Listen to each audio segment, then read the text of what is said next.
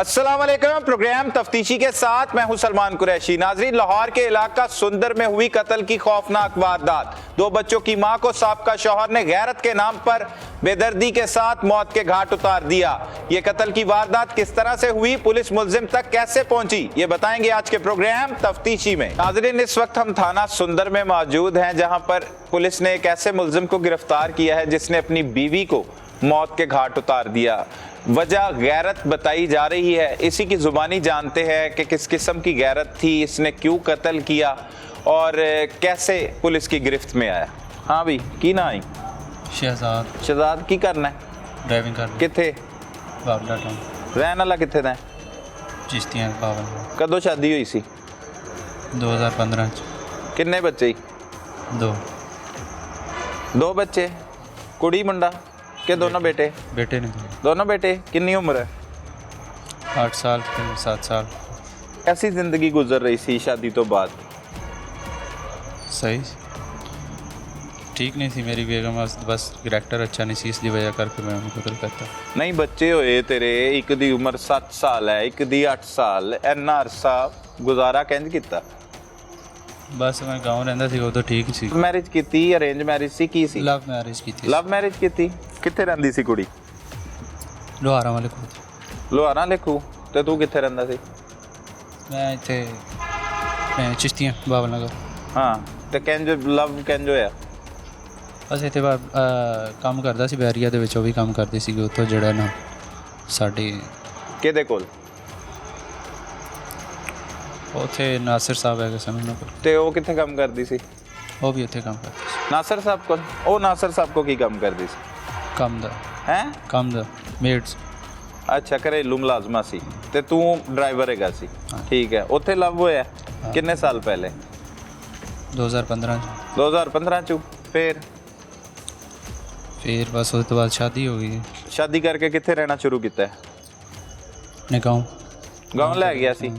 काम छुड़वा लिया सी? हाँ, काम छुड़वा लिया फौरी। ठीक है। फिर 7 साल पहले मेरी ज़िंदगी काफ़ी अच्छी गुजर रही सी कि मैं अपने गाँव सही रह रहा सीगा कि जिस दी वजह दे विच मेरे 1-2 कज़नां नाल भी ਉਹਦਾ फेर होया, फिर ਉਹਦੇ ਹਮਸਾਏ 2 ਹੈ ਸਨ, ਉਹਨਾਂ ਨਾਲ ਵੀ ਫੇਰ ਹੋਇਆ ਸੀ। ਉਸ ਦੀ ਵਜ੍ਹਾ ਤੋਂ ਮੈਂ ਉਹਨੂੰ ਕਾਫੀ ਜਿਹੜਾ ਸਮਝਾਇਆ, ਲੇਕਿਨ ਉਹਦੇ ਵਿੱਚ ਉਹਨੂੰ ਸਮਝ ਆ ਗਈ ਸੀ, ਉਦੋਂ ਫਿਰ ਹਟ ਗਈ। ਲੇਕਿਨ ਉਹਦੇ ਵਾਲਿਦ ਜੇ ਅੱਛੇ ਤਾਲੁਕਾਤ ਨਹੀਂ ਸਨ ਉਹਦੇ ਨਾਲ, ਜਾਇਜ਼ ਤਾਲੁਕਾਤ ਸਨ ਸ਼ਾਦੀ ਤੋਂ ਪਹਿਲੇ ਦੇ ਹੀ।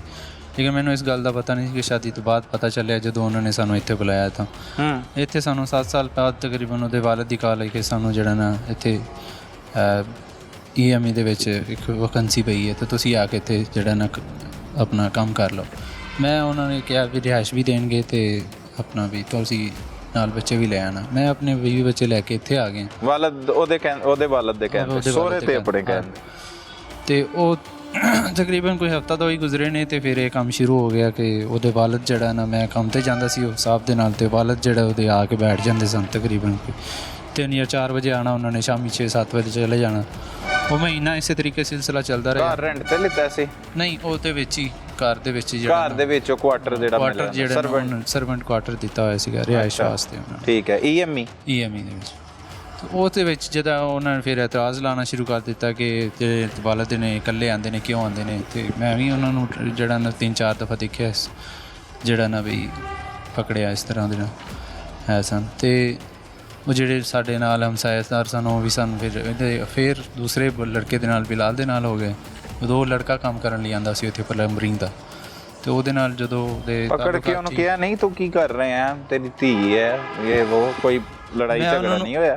ਮਨਾ ਕੀਤਾ ਅਤੇ ਉਹਦੇ 'ਤੇ ਉਹ ਜਿਹੜਾ ਨਾ ਗੁੱਸਾ ਹੋਇਆ ਕਾਫੀ ਕਿ ਮੇਰੀ ਬੱਚੀ ਹੈ ਅਤੇ ਜਿਹੜਾ ਨਾ ਮੈਂ ਉੱਥੇ ਆਵਾਂ ਨਾ, ਅਤੇ ਇਸ ਤਰੀਕੇ ਉਸ ਤਰੀਕੇ ਉਹ ਜਿਹੜੇ ਗਾਰਡ ਵਗੈਰਾ ਸਨ ਉਹਨਾਂ ਨਾਲ ਵੀ ਲੜਨ ਲੱਗ ਪਿਆ ਵੀ ਤੁਸੀਂ ਕੌਣ ਹੁੰਦੇ ਹੋ। ਮੈਂ ਉਹਨਾਂ ਨੂੰ ਵੀ ਮਨਾ ਕਰ ਦਿੱਤਾ ਵੀ ਇਹਨੂੰ ਨਹੀਂ ਆਉਣ ਦੇਣਾ ਇੱਥੇ, ਅਗਰ ਇਕੱਲਾ ਆਏ ਤਾਂ। ਜੇ ਅਗਰ ਨਾਲ ਆਪਣੀ ਇਹਦੀ ਵਾਲਦਾ ਨੂੰ ਲੈ ਕੇ ਆਏ ਜਾਂ ਬੱਚਿਆਂ ਨੂੰ ਨਾਲ ਲੈ ਕੇ ਫਿਰ ਤਾਂ ਚਲੋ ਠੀਕ ਹੈ ਆਏ, ਲੇਕਿਨ ਇਕੱਲੇ ਨੂੰ ਨਹੀਂ ਆਉਣ ਦੇਣਾ। ਉਹ ਇਸ ਦੀ ਵਜ੍ਹਾ ਤੋਂ ਕਿੱਥੇ ਬੱਚੇ ਨਾ ਕੋਈ ਵੀ ਸੀ? ਨਹੀਂ, ਮੇਰੇ ਬੱਚੇ ਤਾਂ ਮੇਰੇ ਕੋਲ ਹੁੰਦੇ ਸਨ ਉਦੋਂ, ਅਤੇ ਇਹਨਾਂ ਦੀ ਗੱਲ ਕਰ ਰਹੇ ਹਾਂ ਵੀ ਜਿਹੜਾ ਇਹਦੇ ਬੱਚੇ ਵੀ ਇੱਥੇ ਨਾਲ ਹੀ ਰਹਿੰਦੇ ਸਨ ਅਤੇ ਇਹਦੀ ਵਾਲਦਾ ਵੀ ਇੱਥੇ ਇਕੱਠੇ, ਮਤਲਬ ਇਹਦੇ ਭੈਣ ਭਰਾ ਕੁੜੀ ਦੇ ਭੈਣ ਭਰਾ, ਉਹਨਾਂ ਨੂੰ ਨਾਲ ਲੈ ਕੇ ਆਇਆ ਕਰਨ, ਉਹ ਇਕੱਲੇ ਹੀ ਆ ਜਾਂਦੇ ਸਨ ਤਾਂ। ਉਹ ਫਿਰ ਜਦੋਂ ਦੂਸਰੇ ਲੜਕੇ ਦੇ ਨਾਲ ਉਹਦੇ ਫੇਰ ਹੋਏ ਅਤੇ ਮੈਂ ਜਿਹੜਾ ਨਾ ਇੱਕ ਉਹਦੇ ਮੋਬਾਈਲ 'ਤੇ ਉਹ ਸਿਮ ਪਕੜੀ ਅਤੇ ਮੈਂ ਇਹਨਾਂ ਨੂੰ ਜਿਹੜਾ ਨਾ ਕਿਹਾ ਕਿ ਤੁਸੀਂ ਇਹਨੂੰ ਠੀਕ ਕਰੋ। ਉਹ ਜਿਹੜੇ ਨਾਲ ਹਮਸਾਏ ਸਨ ਸਾਡੇ, ਇੱਕ ਹੋਰ ਕੁਆਟਰ ਦੇ ਨਾਲ ਰਹਿੰਦੇ ਹੈਗੇ ਸੀ, ਉਹ ਸਾਨੂੰ ਦੱਸਣ ਲੱਗ ਪਏ ਕਿ ਤੇਰੀ ਜਿਹੜੀ ਬੇਗਮ ਹੈ ਉਹ ਤੂੰ ਜਾਣਾ ਤੇ ਪਿੱਛੋਂ ਚਲੀ ਜਾਂਦੀ ਹੈਗੀ। ਮੈਂ ਸਾਹਿਬ ਦੇ ਨਾਲ ਜਾਣਾ ਆਪਣਾ ਕਲੀਨਿਕ ਤੇ ਉਹ ਪਿੱਛੋਂ ਜਿਹੜਾ ਨਾ ਪਿੱਛੋਂ 2-3 ਘੰਟੇ ਗਾਇਬ ਰਹਿਣਾ। ਅੱਛਾ।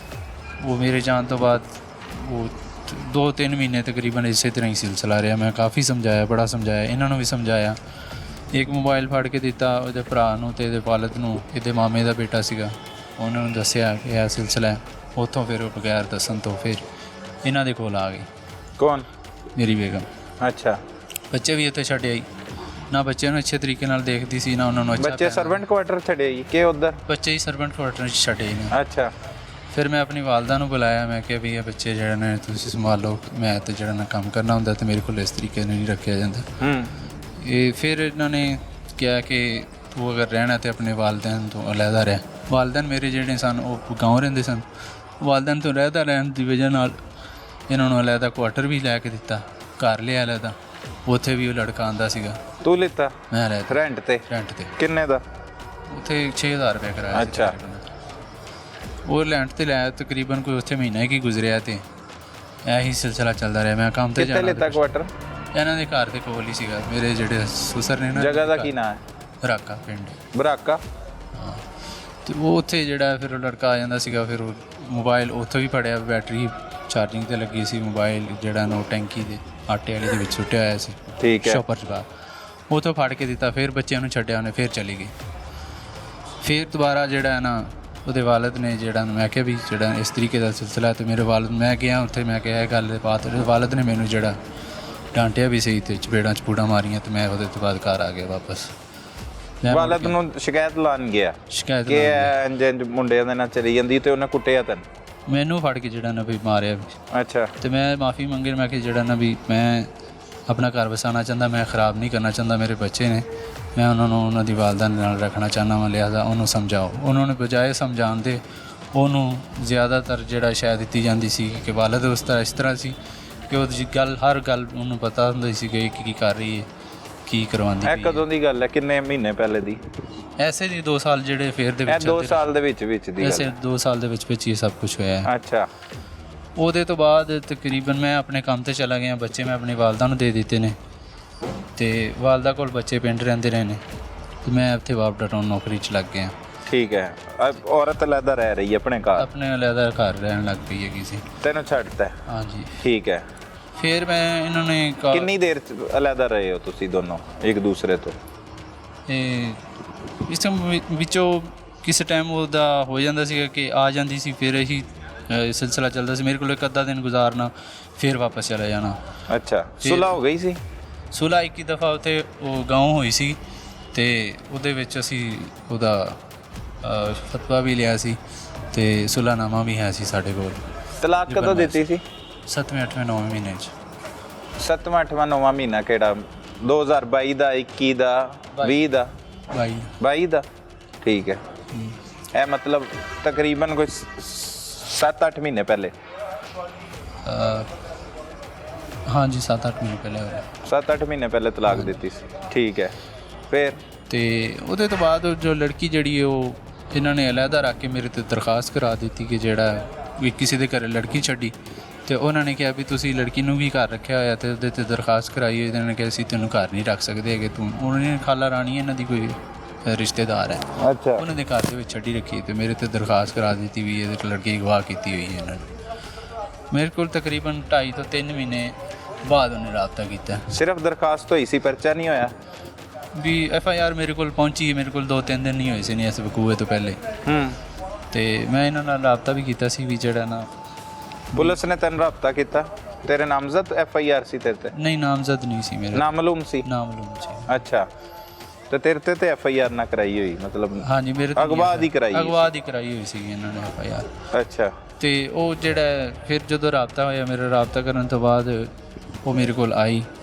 ਆਣ ਕੇ ਅਸੀਂ ਕੰਮ ਲੱਗੇ ਘਰ ਦੇ ਵਿੱਚ। ਉੱਥੋਂ ਮੈਂ ਕੰਮ ਤੇ ਚਲਾ ਗਿਆ, ਪਿੱਛੋਂ ਫਿਰ ਚਲੀ ਗਈ। ਅੱਛਾ।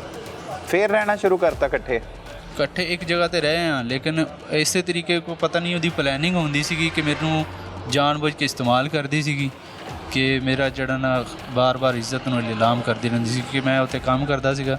ਕਿ ਇੱਕ ਦਿਨ ਹੀ ਅਸੀਂ ਹਾਲੇ ਤੱਕ ਉੱਥੇ ਗੁਜ਼ਾਰਿਆ ਸੀਗਾ ਕਿ ਉਹਨਾਂ ਦੇ ਕੈਮਰੇ ਵੀ ਘਰ ਦੇ ਵਿੱਚ ਮੌਜੂਦ ਹੈਗੇ ਸਨ ਤੇ ਉਹ ਵੀ ਮੈਂ ਕੰਮ ਇਹ ਤੇ ਕਿਹੜੀ ਗਿਆ ਜਗ੍ਹਾ ਈਐਮਈ ਬਾਬਡਾ ਟਾਊਨ ਦੇ ਇਹ ਬਾਬਡਾ ਟਾਊਨ ਚ ਇਹ ਕਿਸੇ ਹੋਰ ਘਰ ਚ ਮੁਲਾਜ਼ਮਤ ਕਰਦਾ ਹੈ ਇੱਥੇ ਵੀ ਸਰਵੈਂਟ ਕੁਆਟਰ ਚ ਰਹਿੰਦਾ ਸੀ ਵਿੱਚ ਇੱਥੇ ਵੀ ਸਰਵੈਂਟ ਕੁਆਟਰ ਸੀ ਠੀਕ ਹੈ ਫਿਰ ਇੱਕ ਦਿਨ ਗਈ ਹੈ ਫਿਰ ਸਾਰਾ ਦਿਨ ਉਹਨੇ ਉਹ ਲੜਕੇ ਨਾਲ ਗੁਜ਼ਾਰਿਆ ਫਿਰ ਵਾਪਸ ਆਈ ਫਿਰ ਉਹਦੇ ਤੋਂ ਬਾਅਦ ਦੂਸਰੇ ਦਿਨ ਉਹ ਮੋਬਾਈਲ ਲੈ ਕੇ ਆ ਗਈ ਮੋਬਾਈਲ ਫਿਰ ਫੜਿਆ ਹੈਗਾ ਮੋਬਾਈਲ ਫੜਨ ਤੋਂ ਬਾਅਦ ਮੈਂ ਉਹਨੂੰ ਪੁੱਛਿਆ ਵੀ ਮੋਬਾਈਲ ਕਿੰਦਾ ਹੈਗਾ ਮੋਬਾਈਲ ਕਹਿੰਦੀ ਨਹੀਂ ਪਤਾ ਮੈਂ ਜਿਹੜਾ ਮੋਬਾਈਲ ਉਹਦੇ ਕੋਲੋਂ ਨਹੀਂ ਲੈ ਕੇ ਆਈ ਮੇਰੇ ਵਾਲਦ ਨੂੰ ਵੀ ਪਤਾ ਨਹੀਂ ਹੈਗਾ ਜੀ ਉਹ ਉਹਦੀ ਸਿਸਟਰ ਕੰਮ ਕਰਦੀ ਸੀ ਜੌਹਰ ਟਾਊਨ ਦੇ ਵਿੱਚ ਤੇ ਕਹਿੰਦੀ ਮੈਂ ਸਿਸਟਰ ਕੋਲ ਗਈ ਹਾਂ ਮੈਂ ਉਹਦੇ ਕੋਲ ਲੈ ਕੇ ਆਈ ਬਾਅਦ ਦੇ ਵਿੱਚ ਪੁੱਛਿਆ ਤੇ ਉਹ ਸਿਸਟਰ ਕਹਿੰਦੀ ਮੇਰੇ ਕੋਲ ਤਾਂ ਨਹੀਂ ਲੈ ਕੇ ਗਈ ਮੈਨੂੰ ਨਹੀਂ ਪਤਾ ਇਸ ਗੱਲ ਦਾ ਠੀਕ ਹੈ ਤੇ ਉੱਥੋਂ ਫਿਰ ਇਸ ਗੱਲ ਦਾ ਜਦੋਂ ਉਹਨੂੰ ਪਤਾ ਲੱਗਿਆ ਮੈਂ ਉਹਨੂੰ ਦੱਸਿਆ ਉਹ ਗੱਲਬਾਤ ਕਰਕੇ ਹਲੇ ਰਾਤੀ ਸੁੱਤੇ ਆ ਫਿਰ ਅਗਲੇ ਦਿਨ ਫਿਰ ਚਲੀ ਗਈ ਸਹੀ ਮੈਂ ਕੰਮ ਤੇ ਚਲਾ ਗਿਆ ਮੈਂ ਪਿੱਛੋਂ ਸਾਹਿਬ ਦੇ ਨਾਲ ਤੇ ਪਿੱਛੋਂ ਇਹ ਕਿੰਨੀ ਦੇਰ ਪੁਰਾਣੀ ਗੱਲ ਹੈ ਇੱਕ 3 ਮਹੀਨੇ ਪਹਿਲੇ 3 ਮਹੀਨੇ ਪਹਿਲੇ ਦੀ ਠੀਕ ਹੈ ਤੇ ਉਸ ਤੋਂ ਬਾਅਦ ਜਿਹੜਾ ਫਿਰ ਗਈ ਫਿਰ ਵਾਪਸ ਨਹੀਂ ਆਈ ਫਿਰ ਇਹਨਾਂ ਕੋਲ ਆਈ ਹੈ ਇਹਨਾਂ ਨੇ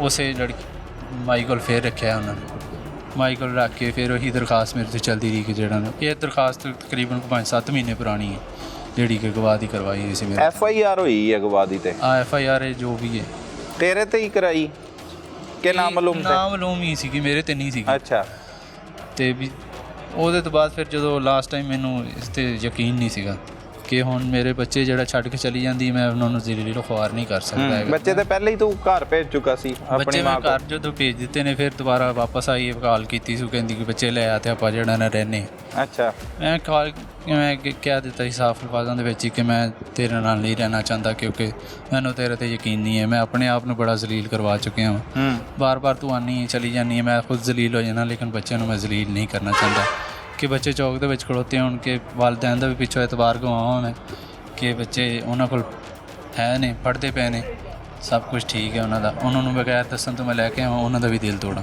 ਮੈਂ ਉਹਨਾਂ ਦਾ ਭਰੋਸਾ ਨਹੀਂ ਤੋੜਨਾ ਚਾਹੁੰਦਾ ਮੈਂ ਕਿਹਾ ਨਹੀਂ ਇਸ ਤਰੀਕੇ ਨਹੀਂ ਹੋ ਸਕਦਾ ਇਹ ਉਹ ਉਸ ਤਰੀਕੇ ਸਾਡਾ ਕੰਪਰੋਮਾਈਜ਼ ਹੋ ਗਿਆ ਕੰਪਰੋਮਾਈਜ਼ ਹੋਣ ਤੋਂ ਬਾਅਦ ਅਸੀਂ ਜਿਹੜਾ ਫੇਰ ਕੰਪਰੋਮਾਈਜ਼ ਹੋ ਗਿਆ ਇੱਕ ਵਾਰੀ ਹਾਂ ਇਹ ਕਦੋਂ ਹੋਇਆ ਇਹ ਵਕੂਏ ਤੋਂ ਕੋਈ 2-3 ਦਿਨ ਪਹਿਲੇ ਦੀ ਗੱਲ 2-3 ਦਿਨ ਪਹਿਲੇ ਦੀ ਗੱਲ ਠੀਕ ਹੈ ਆਪਸ ਚ ਹੀ ਹੋਇਆ ਕਿ ਪੂਰੀ ਫੈਮਿਲੀ ਦੇ ਨਾਲ ਹੋਇਆ ਆਪਸ ਹੀ ਹੋਇਆ ਸੀ ਸਿਰਫ ਕੁੜੀ ਦੇ ਨਾਲ ਹੋਇਆ ਕਿੱਥੇ ਮਿਲੇ ਉਹਨੂੰ ਕਿੱਥੇ ਮਿਲਿਆ ਤੂੰ ਉਹ ਲੜਕੀ ਇੱਕ ਹੈ ਸੀ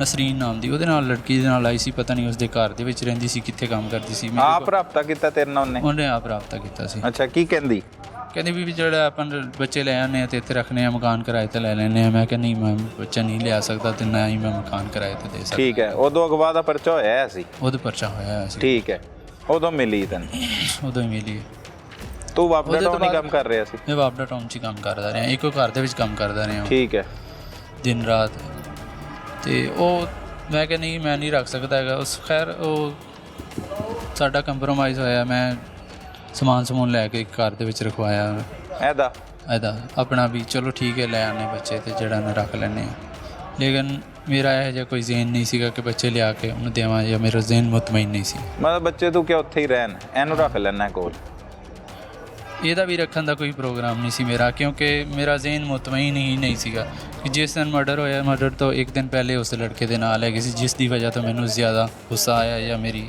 ਹੋਸ਼ੋ ਹਵਾਸ ਕਾਇਮ ਨਹੀਂ ਰਹੀ ਇਸ ਗੱਲ ਦੀ ਸਹੀ ਹੈ ਤੇ ਉਸ ਦਿਨ ਮੈਂ ਸਮਾਨ ਲਿਜਾ ਕੇ ਸ਼ਾਮ ਦੇ ਟਾਈਮ ਨੂੰ ਉੱਥੇ ਪੂਰਾ ਕਰਕੇ ਰਖਵਾ ਕੇ ਆਪਣੀ ਕੋਠੀ 'ਤੇ ਵਾਪਸ ਆ ਗਿਆ ਤੇ ਅਗਲੇ ਦਿਨ ਫਿਰ ਮੈਨੂੰ ਕਿਰਾਏਦਾਰਾਂ ਦੀ ਕਾਲ ਆ ਗਈ ਕਿ ਜੀ ਉਹ ਲੜਕੀ ਵੀ ਗਾਇਬ ਹੈ ਤੁਹਾਡੀ ਬੇਗਮ ਵੀ ਗਾਇਬ ਹੈ ਤੇ ਤੁਹਾਡੇ ਉੱਥੇ ਸਮਾਨ ਵੀ ਕੋਈ ਨਹੀਂ ਹੈ ਤੇ ਤੁਹਾਡਾ ਕੀ ਮਾਜਰਾ ਹੈ ਮੈਂ ਕਿਹਾ ਮੈਨੂੰ ਨਹੀਂ ਪਤਾ ਇਸ ਗੱਲ ਦਾ ਕਿਉਂਕਿ ਉਹਦੇ ਦਿਲ ਦੇ ਵਿੱਚ ਕੁਝ ਹੈ ਸੀ ਇਸ ਦੀ ਵਜ੍ਹਾ ਕਰਕੇ ਉਹਨੇ ਮੈਨੂੰ ਇਸ ਗੱਲ ਤੋਂ ਰਾਤ ਰਹਿਣ ਨਹੀਂ ਦਿੱਤਾ ਉੱਥੇ ਕਹਿੰਦੀ ਕਿ ਮੈਂ ਤੇਰੇ ਨਾਲ ਜਿਹੜਾ ਰਾਤ ਨੂੰ ਨਹੀਂ ਰਹਿ ਸਕਦੀ ਕਿੱਥੇ ਚਲੀ ਗਈ ਰਾਤ ਉੱਥੇ ਹੀ ਰਹੀ ਤੇਰੇ ਘਰ 'ਚ ਰਹੀ ਕੁਆਟਰ ਦੇ ਵਿੱਚ ਉਸ ਕੁਆਟਰ ਦੇ ਵਿੱਚ ਰਹੀ ਪਤਾ ਨਹੀਂ ਕਿੱਥੇ ਰਹੀ ਮੈਂ ਤਾਂ ਆਪਣੇ ਕੰਮ ਤੇ ਆ ਗਿਆ ਸੀਗਾ ਅੱਛਾ ਵਾਪਿਸ ਉੱਥੇ ਜਿੱਥੇ ਮੈਂ ਕੋਠੀ ਤੇ ਕੰਮ ਕਰ ਰਿਹਾ ਸੀ ਉਹ ਕਿਰਾਏ ਵਾਲਾ ਕੁਆਟਰ ਦੀ ਗੱਲ ਕਰ ਰਹੇ ਹਾਂ ਅੱਛਾ ਉੱਥੇ ਆਈ ਹੈ ਠੀਕ ਹੈ ਉੱਥੋਂ ਉਹਨੇ ਸਮਾਨ ਚੁੱਕਿਆ ਇੱਕ ਹੋਰ ਜਗ੍ਹਾ ਤੇ ਲੈ ਗਈ ਉੱਥੋਂ ਦੁਬਾਰਾ ਰਾਤ ਦੇ ਟਾਈਮ ਨੂੰ ਮੈਂ ਕਾਲ ਕਰਦਾ ਰਿਹਾ ਮੇਰੀ ਕਾਲ ਨਹੀਂ ਅਟੈਂਡ ਕੀਤੀ ਉਹਨੇ ਉਹ ਦੂਸਰੇ ਲੜਕੇ ਦੇ ਨਾਲ ਮੈਂ ਕਾਲ ਕਰਦਾ ਰਿਹਾ ਉਹਦੇ ਨਾਲ ਰਾਬਤੇ ਦੇ ਵਿੱਚ ਹੈਗੀ ਸੀਗੀ ਸਾਰੀ ਰਾਤ ਉਹਦੇ ਨਾਲ ਲੱਗੀ ਫਿਰਦੀ ਰਹੀ ਇੱਜ਼ਤਦਾਰ ਰਿਸ਼ਤੇ ਜਿਹੜਾ ਨਾ ਉਹ ਤਲਾਸ਼ ਕਰੋ ਆਵਾਰਾ ਔਰਤਾਂ ਦੇ ਨਾਲ ਤਾਲੁਕਾਤ ਰੱਖਣ ਦੀ ਕੋਈ ਜ਼ਰੂਰਤ ਹੀ ਨਹੀਂ ਹੈ ਇਸ ਤਰੀਕੇ ਦੀਆਂ ਔਰਤਾਂ ਨਾ ਤੁਹਾਡੀ ਜ਼ਿੰਦਗੀ ਦੇ ਵਿੱਚ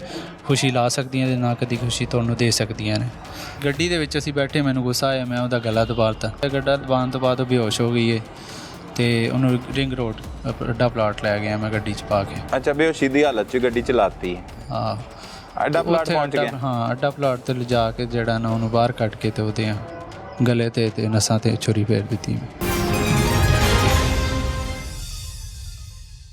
ਜ਼ੇਨ ਕਦੋਂ ਬਣਾਇਆ ਕਿ ਇਹਨੂੰ ਹੁਣ ਕਤਲ ਕਰਨਾ ਹੈ? ਜ਼ੇਨ ਉਸ ਦਿਨ ਬਣ ਗਿਆ ਸੀ ਜਿਸ ਦਿਨ ਜੇ ਉਸ ਦਿਨ ਉਹ ਲੜਕੇ ਦੇ ਨਾਲ ਫਿਰਦੀ ਰਹੀ ਹੈਗੀ। ਸ਼ਾਇਦ ਹੋ ਸਕਦਾ ਮੇਰਾ ਜ਼ੇਨ ਤਬਦੀਲ ਹੋ ਹੀ ਜਾਂਦਾ, ਕਿਉਂਕਿ ਮੈਂ ਪਹਿਲੇ ਬੜਾ ਜ਼ਲਾਲਤ ਦੇ ਵਿੱਚ ਭੋਗ ਚੁੱਕਿਆ ਸੀਗਾ, ਮੈਨੂੰ ਬੜਾ ਬੇਇੱਜ਼ਤ ਕਰ ਚੁੱਕੀ ਸੀ ਮੈਂ ਕਿਸੇ ਪਾਸੇ ਮੁਆਸ਼ਰੇ ਦੇ ਵਿੱਚ। ਮੂੰਹ ਇਹਨਾਂ ਦੇ ਘਰ ਦੀ ਫੈਮਿਲੀ ਦੇ ਜਿਹੜੇ ਘਰ ਹੈਗੇ ਸਨ ਮੈਨੂੰ ਤਕਰੀਬਨ ਸਾਰੇ ਹੀ ਇਸ ਗਮ ਦੇ ਵਿੱਚੋਂ ਨਿਕਲ ਚੁੱਕਿਆ ਸੀਗਾ ਕਿ ਮੈਂ ਕਿਸੇ ਪਾਸੇ ਮੂੰਹ ਦਿਖਾਉਣ ਦੇ ਕਾਬਿਲ ਨਹੀਂ ਸੀ। ਨਾ ਠੀਕ ਹੈ। ਆਪਣੇ ਰਿਸ਼ਤੇਦਾਰਾਂ ਦੇ ਵਿੱਚ ਮੈਂ ਤਕਰੀਬਨ 6-7 ਘਰ ਛੱਡ ਚੁੱਕਿਆ ਸੀ ਇਹਦੀ ਵਜ੍ਹਾ ਕਰਕੇ। ਸਹੀ ਹੈ। ਤੇ ਇਹਦੇ ਰਿਸ਼ਤੇਦਾਰਾਂ ਦੇ ਵਿੱਚ ਕਿਸੇ ਵੀ ਪਾਸੇ ਮੂੰਹ ਦਿਖਾਉਣ ਦੇ ਕਾਬਿਲ ਨਹੀਂ ਸੀਗਾ ਕਿ ਲੜਕੀ ਦਾ ਕਰੈਕਟਰ ਠੀਕ ਨਹੀਂ ਹੈ, ਇਸ ਤਰ੍ਹਾਂ ਦਾ ਹੈ। ਪਲੈਨਿੰਗ ਕਦੋਂ ਕੀਤੀ? ਪਲੈਨਿੰਗ ਦੂਸਰੇ ਦਿਨ ਪਹਿਲੇ ਦਿਨ ਹੋਈ ਸੀ ਜਿਸ ਦਿਨ ਅੱਛਾ। ਉਸ ਲੜਕੇ ਦੇ ਨਾਲ ਫਿਰਦੀ ਰਹੀ ਉਸ ਰਾਤ ਹੀ ਜਿਹੜਾ ਨਾ ਫਿਰ ਉਦੋਂ ਸੋਚ ਲਿਆ ਤੂੰ ਕਤਲ ਉਦੋਂ ਕਰਨਾ ਹੈ। ਸੋਚ ਛੁਰੀ ਲਿਆ। ਕਿੱਥੋਂ ਲਿੱਤੀ? ਚੋਰੀ ਉੱਥੇ ਬਾਬਡਾ ਟਾਊਨ ਦਾ ਵਨ ਕੋਸਟ ਦਾ ਹੈ ਸੀ, ਉੱਥੋਂ ਲਈ ਸੀ। ਉਹ ਰੱਖ ਲਈ। ਠੀਕ ਹੈ, ਫਿਰ ਤੂੰ ਕੀ ਕਿਹਾ? ਕਹਿੰਦਾ ਇਹਨੂੰ ਮਿਲੇਗਾ ਕਿਸ ਤਰੀਕੇ ਨਾਲ ਮਿਲੇਗਾ? ਇਹ ਹੀ ਸੀ ਕਿ ਮੈਂ ਆਪਣੀ ਗੱਡੀ ਲੈ ਕੇ ਜਾਵਾਂਗਾ, ਜਿੱਥੇ ਮਿਲ ਗਈ ਤੇ ਮੈਂ ਇਹਨੂੰ ਜਿਹੜਾ ਨਾ ਕਤਲ ਕਰ ਦੇਣਾ। ਕਤਲ ਕਰ ਦਾਂਗਾ। ਠੀਕ ਹੈ। ਗੱਡੀ ਉਹੀ ਜਿਹੜੀ ਮਾਲਕਾਂ ਦੀ ਸੀ, ਗੱਡੀ ਮਾਲਕਾਂ ਦੀ ਸੀ। ਜਿਹੜੀ ਚਲਾਉਂਦਾ ਸੀ ਤੂੰ? ਠੀਕ ਹੈ। ਉਹਦੇ ਮੁਤਾਬਕ ਅਗਲੇ ਦਿਨ ਫਿਰ ਫੋਨ ਕੀਤਾ ਇਹਨੂੰ ਤੂੰ? ਮੈਂ ਫੋਨ ਕਿੰਨੇ ਵਜੇ? ਸ਼ਾਮ ਨੂੰ 7 ਦਾ ਟਾਈਮ ਸੀਗਾ। 7 ਵਜੇ? ਅੱਛਾ। 7 ਵਜੇ ਮੈਂ ਉਹਨੂੰ ਉੱਥੋਂ ਚੁੱਕਿਆ ਸੀ। ਕੀ ਬਹਾਨਾ ਕੀ ਲਾਇਆ ਉਹਨੂੰ ਕਿ ਘਰ ਵਿਖਾਵਾਂ ਤੈਨੂੰ ਨਵਾਂ? ਬਹਾਨਾ ਉਹਨੇ ਘਰ ਦਿਖਾਣਾ ਸੀਗਾ ਤੇ ਮੈਂ ਚਲਾ ਗਿਆ। ਮੈਂ ਕਿਹਾ ਵੀ ਘਰ ਦਿਖਾ ਦੇ ਮੈਨੂੰ। ਘਰ ਦਿਖਾਉਣ ਦੇ ਬਹਾਨੇ ਮੈਂ ਲੈ ਗਿਆ ਉਹਨੂੰ, ਪਰ ਜਿਹੜਾ ਉੱਥੋਂ ਗੱਡੀ ਦੇ ਵਿੱਚ ਬਿਠਾਇਆ। ਗੱਡੀ 'ਚ ਬਿਠਾਉਣ ਤੋਂ ਬਾਅਦ ਅਸੀਂ ਜਿਹੜਾ ਚਲੇ ਗਏ ਹਾਂ ਰਾਈਵੈਂਡ। ਪਿੰਡ ਜਾਣ ਤੋਂ ਬਾਅਦ ਅਸੀਂ ਵਾਪਸ ਆਏ ਹਾਂ ਬਾਗੜੀਆਂ ਚੌਕ। ਵਾਪਸ ਆਉਣ ਤੋਂ ਬਾਅਦ ਉੱਥੇ ਅਸੀਂ ਬਹਿਸ ਹੋ ਗਈ ਸਾਡੀ। ਮੈਂ ਉਤਾਰਨ ਲੱਗਿਆ ਜਦੋਂ ਕਿ ਮੈਂ ਉਹਨੂੰ ਕਿਹਾ ਮੈਂ ਬੱਚੇ ਲੈ ਕੇ ਆਵਾਂ, ਲੇਕਿਨ ਮੈਨੂੰ ਤੇਰੇ ਤੇ ਯਕੀਨ ਨਹੀਂ ਹੈ ਕਿ ਮੈਂ ਤੂੰ ਬੱਚੇ ਜਿਹੜਾ ਨਾ ਛੱਡ ਕੇ ਜਾਂ ਮੈਂ ਕੰਮ ਤੇ ਜਾਵਾਂ ਤੂੰ ਪਿੱਛੋਂ ਬੱਚੇ ਨੂੰ ਲੈ ਕੇ ਕਿਸੇ ਪਾਸੇ ਹੋਰ ਚਲੀ ਜਾਏ। ਜ਼ੇਨ ਨਹੀਂ ਸੀਗਾ ਕਿ ਮੈਂ ਉਹਨੂੰ ਤਾਲੁਕ ਜਿਹੜਾ ਨਾ ਇਹਨੂੰ ਕਤਲ ਕਰਾਂ, ਲੇਕਿਨ ਅਚਾਨਕ ਹੀ ਜਿਹੜਾ ਨਾ ਗੁੱਸਾ ਆਇਆ ਇਸ ਗੱਲ ਤੋਂ ਕਿ ਬਹਿਸ ਸਾਡੀ ਹੋਈ ਜਿਹੜੀ। ਤਾਂ ਛੁਰੀ ਪਈ ਸੀ ਛੁਰੀ ਵਿੱਚ ਗੱਡੀ ਤੇ ਰੱਖੀ ਹੋਈ ਹਾਂ, ਤੇ ਫਿਰ ਪਲੈਨਿੰਗ ਕਰਕੇ ਆਇਆ ਨਾ। ਫਿਰ ਸਹੀ ਗੱਲ ਦੱਸ, ਹੁਣ ਤੇ ਕਰਤੇ ਹੀ ਤੇ ਕਤਲ। ਉਹ ਜਿਹੜਾ ਫਿਰ ਮੈਂ ਉਹਨੂੰ ਗੱਲ ਕੀਤੀ ਕਿ ਜਿਹੜਾ ਨਾ ਅਗਰ ਬੱਚੇ ਨੂੰ ਰੱਖਣਾ ਤਾਂ ਤੈਨੂੰ ਬਿਲਾਲ ਨੂੰ ਛੱਡਣਾ ਪੈਣਾ ਜਾਂ ਤੇਰੇ ਤਾਲੁਕਾਤ ਨੇ ਖਤਮ ਕਰਨੇ ਪੈਣਗੇ। ਉਹਨੇ ਕਿਹਾ ਇਹਨਾਂ ਦੇ ਬਾਰੇ ਦੇ ਵਿੱਚ ਗੱਲ ਨਹੀਂ ਕਰਨੀ, ਬਾਕੀ ਜੋ ਮਰਜ਼ੀ ਹੈ ਠੀਕ ਹੈ। ਉਹੀ ਗੱਡੀ ਦੇ ਵਿੱਚ ਅਸੀਂ ਬੈਠੇ, ਮੈਨੂੰ ਗੁੱਸਾ ਆਇਆ, ਮੈਂ ਉਹਦਾ ਗਲਾ ਦਬਾਤਾ ਗੱਡੀ 'ਚ ਬੈਠੇ ਹੀ? ਹਾਂ। ਕਿਹੜੀ ਜਗ੍ਹਾ ਤੇ? ਅੱਡੇ ਪਲਾਟ ਦੇ ਕੋਲ? ਨਹੀਂ, ਉੱਥੇ ਗ੍ਰੀਨ ਟਾਊਨ ਉੱਥੇ ਗਲਾ ਦਬਾ ਦਿੱਤਾ। ਗੱਡਾ ਦਬਾਉਣ ਤੋਂ ਬਾਅਦ ਉਹ ਬੇਹੋਸ਼ ਹੋ ਗਈ ਹੈ ਤੇ ਉਹਨੂੰ ਰਿੰਗ ਰੋਡ ਅੱਡਾ ਪਲਾਟ ਲੈ ਗਿਆ ਮੈਂ ਗੱਡੀ 'ਚ ਪਾ ਕੇ। ਅੱਛਾ, ਬੇਹੋਸ਼ੀ ਦੀ ਹਾਲਤ 'ਚ ਗੱਡੀ ਚਲਾਤੀ? ਹਾਂ। ਅੱਡਾ ਪਲਾਟ ਪਹੁੰਚ ਗਿਆ? ਹਾਂ, ਅੱਡਾ ਪਲਾਟ ਤੇ ਲਿਜਾ ਕੇ ਜਿਹੜਾ ਨਾ ਉਹਨੂੰ ਬਾਹਰ ਕੱਢ ਕੇ ਤੇ ਉਹਦੇ ਗਲੇ ਤੇ ਨਸਾਂ ਤੇ ਛੁਰੀ ਫੇਰ ਦਿੱਤੀ ਮੈਂ। ਗਲੇ ਤੇ ਨਸਾਂ ਤੇ ਛੁਰੀ ਫੇਰ ਚੰਡੀ। ਹੋਸ਼ ਨਹੀਂ ਆਈ ਉਹਨੂੰ? ਨਹੀਂ, ਹੋਸ਼ ਨਹੀਂ ਹੈ। ਜਦੋਂ ਛੁਰੀ ਫੇਰ ਰਿਹਾ ਸੀ ਬੇਹੋਸ਼ੀ ਸੀ? ਬੇਹੋਸ਼ ਸੀ। ਮਰੀ ਨਹੀਂ ਗਲਾ ਦਬਾਨ ਨਾਲ? ਵੱਲਾ ਆਲਮ ਮੈਨੂੰ ਨਹੀਂ ਪਤਾ ਇਸ ਗੱਲ ਦਾ, ਮਰੀ ਸੀ ਯਾਰ।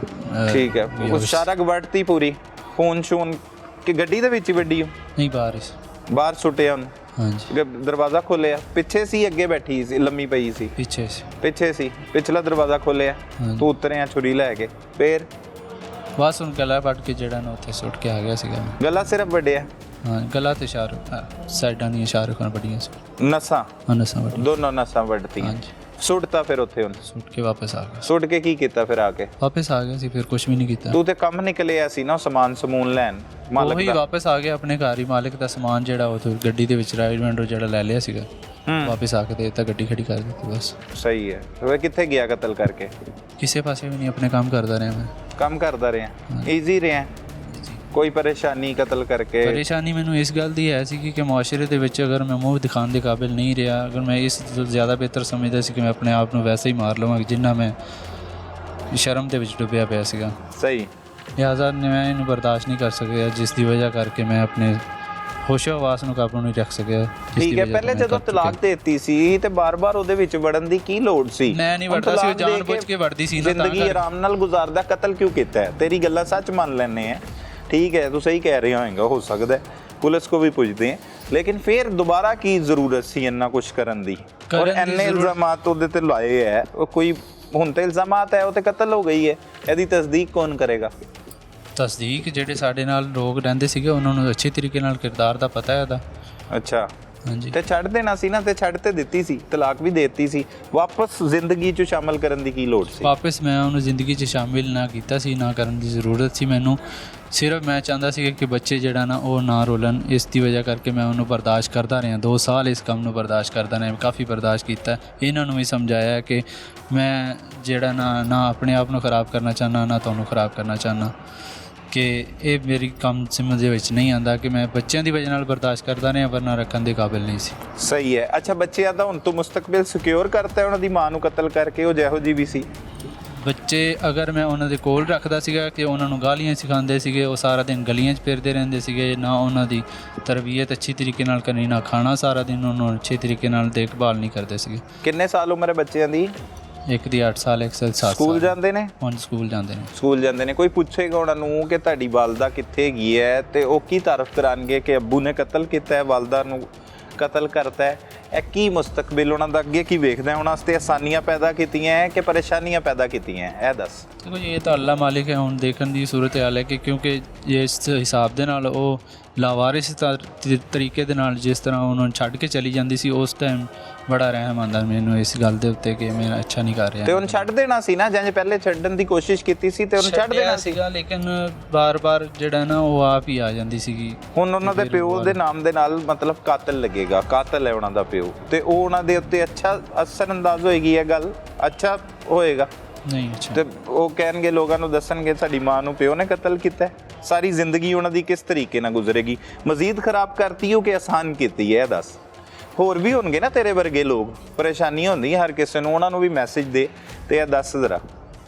ਦੇਖੋ ਆਪਣੇ ਬੱਚਿਆਂ ਦਾ ਮੁਸਤਕਬਲ ਸਿਕਿਉਰ ਕਰਨ ਵਾਸਤੇ ਮੈਂ ਆਪਣੀ ਪੂਰੀ ਕੋਸ਼ਿਸ਼ ਕੀਤੀ ਹੈ ਕਿ ਮੈਂ ਇਹਨਾਂ ਨੂੰ ਸਮਝਾਇਆ ਵੀ ਹੈ। ਮੈਂ ਕਾਫੀ ਮੁਸੀਬਤਾਂ ਵੀ ਕੱਟੀਆਂ ਨੇ ਤੇ ਕਾਫੀ ਆਪਣੇ ਆਪ ਨੂੰ ਖਸਾਰੇ ਦੇ ਵਿੱਚ ਵੀ ਲੱਗਿਆ, ਲੇਕਿਨ ਜਦੋਂ ਇੱਕ ਬੰਦਾ ਸਮਝ ਤੋਂ ਬਾਹਰ ਹੋਵੇ ਜਾਂ ਉਹਨੂੰ ਸਿਰ ਤੋਂ ਪਾਣੀ ਟੱਪ ਜਾਏ ਤਾਂ ਉਹਦਾ ਹੱਲ ਫਿਰ ਇਹੀ ਹੁੰਦਾ ਕਿ ਅਗਲੇ ਬੰਦੇ ਨੂੰ ਰੁਲਾਉਣ ਨਾਲੋਂ ਜ਼ਿਆਦਾ ਬਿਹਤਰ ਹੈ ਕਿ ਉਹਨੂੰ ਕਿਨਾਰਾ ਕੀਤਾ ਜਾਏ। ਕਿਨਾਰਾ ਕੀਤਾ ਜਾਵੇ। ਤੇ ਤੂੰ ਕੀ ਕੀਤਾ? ਕਿਨਾਰਾ ਕੀਤਾ? ਮੈਂ ਕਿਨਾਰਾ ਕੀਤਾ, ਲੇਕਿਨ ਕਿਨਾਰਾ ਕਰਨ ਦੇ ਬਾਵਜੂਦ ਉਹ ਮੇਰੇ ਸਮਝ ਦੇ ਵਿੱਚ ਨਹੀਂ ਆਈ ਕਿ ਉਹਨੇ ਬਰਬਾਦ ਕਰਨਾ ਚਾਹੁੰਦੀ ਸੀ ਮੈਨੂੰ, ਇਸ ਕਰਕੇ ਜਿਹੜਾ ਨਾ ਨਹੀਂ ਸਮਝ ਦੇ ਵਿੱਚ ਆਈ। ਮੈਂ ਜੋ ਵੀ ਕੀਤਾ ਘਰ ਬੈਠਾ, ਬਸ ਕਰ ਬੈਠਾ ਹੈ। ਕੋਈ ਮੈਸੇਜ ਦੇਣਾ ਚਾਹੇਗਾ ਅਗਰ ਤੈਨੂੰ ਇੱਥੇ ਆ ਕੇ ਕੁਝ ਸਮਝ ਆਈ ਹੈ? ਹੁਣ ਤੂੰ ਪੁਲਿਸ ਦੀ ਹਿਰਾਸਤ 'ਚੋਂ ਹੈ, ਹੁਣ ਬੱਚੇ ਹੈ, ਉਹਨਾਂ ਦਾ ਕੀ ਮੁਸਤਕਬਲ ਹੋਏਗਾ? ਕੋਈ ਸ਼ਰਮਿੰਦਗੀ ਹੈ ਤੇ ਉਹ ਗੱਲ ਦੱਸ। ਔਰ ਲੋਕਾਂ ਨੂੰ ਕੀ ਮੈਸੇਜ ਦੇਣਾ ਚਾਹੇਗਾ ਅਗਰ ਕਿਸੇ ਦੀ ਜ਼ਿੰਦਗੀ 'ਚ ਇੰਝ ਹੀ ਹੋ ਰਿਹਾ? ਤੇ ਲੋਕਾਂ ਨੂੰ ਮੈਂ ਮੈਸੇਜ ਦੇਣਾ ਚਾਹਾਂਗਾ ਕਿ ਤੁਸੀਂ ਆਪਣੇ ਇੱਜ਼ਤਦਾਰ ਰਿਸ਼ਤੇ ਜਿਹੜਾ ਨਾ ਉਹ ਤਲਾਸ਼ ਕਰੋ। ਇਹ ਆਵਾਰਾ ਔਰਤਾਂ ਦੇ ਨਾਲ ਤਾਲੁਕਾਤ ਰੱਖਣ ਦੀ ਕੋਈ ਜ਼ਰੂਰਤ ਹੀ ਨਹੀਂ ਹੈ। ਇਸ ਤਰੀਕੇ ਦੀਆਂ ਔਰਤਾਂ ਨਾ ਤੁਹਾਡੀ ਜ਼ਿੰਦਗੀ ਦੇ ਵਿੱਚ ਖੁਸ਼ੀ ਲਾ ਸਕਦੀਆਂ ਤੇ ਨਾ ਕਦੀ ਖੁਸ਼ੀ ਤੁਹਾਨੂੰ ਦੇ ਸਕਦੀਆਂ ਨੇ। ਤੁਸੀਂ ਆਪਣੇ ਬੱਚਿਆਂ ਦਾ ਮੁਸਤਕਬਲ ਸਵਾਰਨਾ, ਤੁਹਾਨੂੰ ਚਾਹੀਦਾ ਕਿ ਆਪਣੇ ਇੱਜ਼ਤਦਾਰ ਘਰਾਣਿਆਂ ਦੇ ਵਿੱਚ ਰਿਸ਼ਤੇ ਲਵੋ, ਤੁਹਾਨੂੰ ਕੋਈ ਬਰਾਦਰੀ ਦੇ ਵਿੱਚ ਰਿਸ਼ਤੇ ਲਵੋ। ਇਹੋ ਜਿਹੇ ਰਿਸ਼ਤੇ ਜੋ ਅੱਲਾ ਮਾਫੀ ਦੇਵੇ ਨਹੀਂ ਲੈਣੇ ਚਾਹੀਦੇ। ਤੂੰ ਕਿਉਂ ਕੀਤਾ ਰਿਸ਼ਤਾ? ਬਸ ਹੋ ਗਿਆ, ਮੈਨੂੰ ਨਹੀਂ ਸਮਝ ਨਹੀਂ ਆਈ। यही गलती सी मेरी सब तो बड़ी जड़ी ज़िंदगी दे विच हो गई, ज़िंदगी च हो गई। नाज़रीन, आपने मुलजिम की गुफ्तगू सुनी, किस तरह से उसने अपनी बीवी का कत्ल किया और कत्ल के बाद बिलाखिर उसे पुलिस ने गिरफ्तार कर दिया। असल हकाइक है क्या, वो जानते हैं इंचार्ज इन्वेस्टिगेशन सुंदर की ज़ुबानी। वक्त का और मौके का इंतज़ार कर रहा था। जिस दिन उसको वक्त मिला, मौका मिला, उसने ये काम कर दिया। गला वगैरह दबाया होगा तो वो रेजिस्ट नहीं किया होगा। छुरी फेरते वक्त नीम बेहोशी की हालत में वो ख़तून चली गई होगी, लेकिन फिर उसकी जब शारक काटी गई तो फिर वजह मौत वही सामने आई कि उसने शारक कटने की वजह से वो उसकी डेथ हो गई। कत्ल तो कत्ल है, खैरत के नाम पे हो या किसी और नाम पे हो, नाजायज़ ना हक किसी बंदे को उससे जान ले लेना उसकी, तो वो एक अल्लाह ताला के नज़दीक बहुत बड़ा जुर्म है। इससे बड़ा कोई जुर्म नहीं है। नाज़रीन, इस वक्त हमारे साथ इंचार्ज इन्वेस्टिगेशन थाना सुंदर हसन जाहिद मौजूद हैं। उन्हीं की ज़ुबानी जानते हैं कि असल में कत्ल के हकाइक क्या हैं और किस तरह से इन्होंने तफ्तीश का आगाज़ किया। बहुत शुक्रिया हसन साहब, वक्त दिया। ये बताइएगा कि ये कैसे आपने तफ्तीश का आगाज़ किया, कैसे इत्तला मसूल हुई, ये वाक़या है क्या? 11 फरवरी 2023 को एक नामालूम लाश मिलती है अड्डा प्लॉट रिंग रोड के ऊपर से, जहाँ पर रिंग रोड का इख्तिताम होता है। तो पुलिस मौके की वहाँ पर रिस्पॉन्ड करती है। एक नामालूम औरत, उसकी लाश मिलती है जिसका गला भी कटा होता है सही, और उसके दोनों कलाइयाँ भी नब्ज़ उसकी कटी होती है। पुलिस उस पर FIR देकर उसकी तफ्तीश स्टार्ट करती है और उस लाश की शनाख्त के लिए मुख्तलिफ़ किस्म के जो ज़ाविये हैं उनको इस्तेमाल किया जाता है। तो आखिरकार उसमें जो है वो पेशरफ्त होती है और उस लड़की की शनाख्त होती है जुनैरा नाम से। ये रायबंड जी रायबंड थाने में पर्चा दर्ज, जी रायबंड का दूध था ये। तो उसके अंदर जब मुद्दई जब इनके लवाहिकीन से रब्ता किया जाता है उस मरने वाली लड़की जुनैरा के, तो पता चलता है कि इस लड़की के अगवा के मुतल्लिक थाना सुंदर में ऑलरेडी एक पर्चा दर्ज था। सही। तो वहाँ से जो FIR है वो यहाँ पर हमारे पास ट्रांसफ़र हो गई क्योंकि ये पर्चा उससे पहले था। तो इसकी तफ्तीश फिर हमने आगाज़ किया। इसमें मुल्ज़मान नामालूम थे और कोई क्लू नहीं था कि किसने ये काम किया। लेकिन अंधा कत्ल, जी बिल्कुल अंधा, ब्लाइंड मर्डर, कि उसमें कोई कैमरा नहीं, कोई चीज़ नहीं थी, तो कोई नामजदगी नहीं थी। लेकिन यह है कि पुलिस ने इसमें काफ़ी मेहनत की और इसमें जो मुल्ज़म है उसको जदीद मींस को यूज़ करके जो है वो उसको गिरफ़्तार किया, उसको जो है वो ट्रेस किया और ये सारे हक़ाइक़ सामने आए कि ये कत्ल किस तरह और कैसे और किस वजह से उसने किया। सही। ये मुल्ज़म तो शौहर ही था मकतूला का, इनकी आपस में तलाक भी हो चुकी थी। क्या आप तक हक़ाइक़ क्या हैं, तफ्तीश किस तरह से मुकम्मल की गई इसकी? जी ये शहजाद जो मुल्ज़म है, इस मुल्ज़म की मरने वाली जुनैरा बीवी थी, इनके बच्चे भी हैं 2 और अब भी वो हामला थी लड़की जो जिसकी डेथ हुई है। तो इसने उसको डिवोर्स दे दी हुई थी। सही। और लेकिन उसके बाद भी उसके ताल्लुकात रहे, ये मिलता था उससे ऑफ एंड ऑन और इसी तरह जो है मुलाकातों के दौरान किसी रंजिश हुई इनकी किसी वजह से और वो जो ये बयान करता है कि उसके कुछ किरदार पे इसको था, बिल्कुल वो नाजायज़ ताल्लुकात का जो वो इल्ज़ाम लगाता है और उसके बाद वो इस सारे वाक़े को गैरत का रंग देने की कोशिश करता है। लेकिन जब एक तलाक हो गई हमारा, हम मुसलमान हैं और कुरान सुन्नत की रोशनी में उसने जब तलाक दे दी तो फिर उसकी गैरत तो फिर ये जवाज़ नहीं बनता। बिल्कुल तो ऐसा ही। ये एक लेम एक्सक्यूज़ है इस चीज़ को और रंग देने के लिए, लेकिन हम तफ्तीश का बिल्कुल मेरिट पे कर रहे हैं और इंशाल्लाह ताला इसके अंदर कोशिश करेंगे कि इसको प्रोसिक्यूशन की मदद से पूरी सज़ा इसको दिलवाई जाए और इसको कैफ़े किरदार तक पहुँचाया जाए। ये बड़ा जालिम हरकत की है इसने। सही। ये शहजाद जो इस कत्ल का मुल्ज़िम है, इस तक कैसे पहुँचे? ज़ाहिर सी बात है मुद्दइयों ने जो मुकदमा है वो पहले नामालूम पे दर्ज करवा रखा था, लेकिन जब इनको पता था कि रंजिश चल रही है तो नामजद मुकदमा क्यों नहीं दर्ज करवाया गया? फिर उन्हीं के बयान की रोशनी में आपने जो है इसे गिरफ्तार किया? जी उनको किसी हद तक शक था, लेकिन यह है कि वो क्लैरिटी नहीं थी इस बात में। वो तो जब इस मुल्ज़िम को गिरफ्तार किया और ये बात सब सामने आई, इसको इंटेरोगेट किया तो इसने इंकशाफ किया इस बात का कि ये सारा काम मैंने किया है और किस तरह किया है वो भी सारा इसने इंकशाफ किया, तो वो नॉमिनेट हो गया इस FIR के अंदर। सही है सर साहब, वो बताइएगा कि किस तरह से मुल्ज़िम तक पहुँचे, कहाँ से इसे गिरफ्तार किया और पहले ही आते ही उसने फौरी तौर पर इंकशाफ कर लिया इस कत्ल का, या जिस तरह मुल्ज़मान हीले बहाने करते हैं उसी तरह से ये मुल्ज़िम ने भी किया? लेकिन पुलिस का एक्शन बिल्कुल अब्रप्ट होता है। हम इसकी तफ्तीश कर रहे थे, हमें कोई क्लू नहीं मिल रहा था, लेकिन जिस दिन अचानक क्लू मिला हम इस शहजाद की तलाश में लग गए, CDRs के थ्रू इसकी लोकेशंस ली तो इसको इधर मुल्तान रोड के ऊपर से इसको भागते हुए को गिरफ्तार किया क्योंकि इसको पता लग गया था कि पुलिस मेरे पीछे है। सही। ये फरार हो रहा था तो हमने, अल्लाह ताला ने हमें कामयाबी दी तो हमने इसको गिरफ्तार किया। जब इसको इंटेरोगेट किया तो इसने ज़्यादा जो है हीले बहाने छोड़कर इसने एग्जैक्ट बात बताई कि मैंने इस वजह से इसको कत्ल किया है और ये कत्ल मैंने किया है। गैरत के मसले पर वो जो उसका बयान है। ठीक है। तो इसके अंदर इसने निशानदेही सारे मौके की करवाई, आला कत्ल वगैरह बरामद करवाए, ये सारा इस बंदे ने खुद ये सारी चीज़ें करवाई। अच्छा, जब इसकी डिवोर्स हो चुकी थी फिर भी ये खातून के साथ, उसी अपनी बीवी के साथ मिलता था और उसे लेके गया, वो कैसे उस तक पहुंचा और कैसे फिर उसे अड्डा प्लाट के करीब फेंका, वो वारदात कैसे सामने आई? ये मरने वाली जुनैरा और ये शहजाद ये आपस में मिलते रहते थे, जिसका एविडेंस वगैरह भी सामने मंजर आम पे चीज़ें आई हैं। तो इनकी मुलाकात रहती थी, गुफ्तो शनीद रहती थी और अक्सर व बेशतर ये इकट्ठे भी सफ़र करते थे, जो कि चीज़ें हमारे सामने सबूत के सूरत में आई हैं। तो उसी दौरान ये जिस दिन इसने इसको मर्डर किया, ये इसको इधर ही इस रायबंड वाली एरिया में लेकर घूम रहा था तो उनकी किसी बात पर चपकलिश हुई और बात यहाँ तक पहुँच गई कि इसने उसको मर्डर कर दिया। सही। ये प्लानिंग भी पहले से ही कर रखी थी इसने कि मैंने इसे कत्ल कर देना है अब, क्योंकि छुरी इसने साथ में कैरी की हुई थी, लेके गया था और ये यही बयान करता है कि मैंने पहले ही फैसला किया हुआ था कि मैंने इसको कत्ल कर देना है। सही। तो वो वक्त का और मौके का इंतज़ार कर रहा था, जिस दिन उसको वक्त मिला, मौका मिला, उसने ये काम कर दिया। सही। और कत्ल की वारदात रोड पे ही की है। वो कहता है कि जो ग्रीन टाउन है वहाँ पे उसने उसका गला दबाया और अड्डा प्लाट के करीब जाकर उसने छुरियों के वार किए हैं जी, शारक पर और ये वो चीज़ें बयान करता है। और जाहिर बात है कि अगर इसने कुछ उसको गला वगैरह दबाया होगा तो वो रेजिस्ट नहीं किया होगा छुरी फेरते वक्त, तो ऑब्वियसली ये बात उसकी किसी हद तक मानी जा सकती है। ऑब्वियसली कोई नीम बेहोशी की हालत में वो ख़तून चली गई होगी, लेकिन फिर उसकी जब शारक काटी गई तो फिर वजह मौत वही सामने आई कि उसने शारक कटने की वजह से वो उसकी डेथ हो गई। सही है। ये लाश की शनाख्त कितने रोज़ बाद हुई और उससे पहले तदफीन तो नहीं की जा चुकी थी पुलिस की जानिब से? जी, पुलिस ने इस लाश को कब्जे में लेकर डेड हाउस जमा करवा दिया था रायवड ने। वो काफ़ी देर तलाश करते रहे वरसान के लिए, लेकिन जब 10-15 दिन तक कोई क्लू नहीं मिल सका तो उधर भी एक लिमिट होती है डेड हाउस में, तो इन्होंने फिर उसको अमानतन दफना दिया था। सही, लाश दफना दी गई थी, उसके तमाम कवायफ और तमाम चीज़ें हासिल करके वो लाश जो है वो दफना दी गई। पोस्टमार्टम वगैरह पहले क्लियर हो चुका था, चीज़ में क्लियर हो गया हुआ था। ठीक है, तो ये फिर लाश जो है वो अमानतन जो है वो दफना अभी भी दफन है, तो केस जो है वो हमारे पास शिफ्ट हो गया। हम इसकी तफ्तीश अब कैरी ऑन कर रहे हैं। मुलज़िम हमारे पास रिमांड पे। सही, इस केस में ये वाहिद ही मुलज़िम है या इसके साथ किसी ने हेल्प भी की है? कुछ ऐसे भी कोई जो एविडेंस सामने आए हैं, जो हकाइक सामने हैं, उसके अंदर ये वाहिद मुलज़िम ही अभी सरेदस्त सामने आ रहा है कि जो चीज़ें इसके बयानों के साथ मैच करती हुई नज़र आ रही हैं, लोकेशंस या CDRs, वो चीज़ें सारी जो हैं वो इसको कसूरवार ठहराती हैं।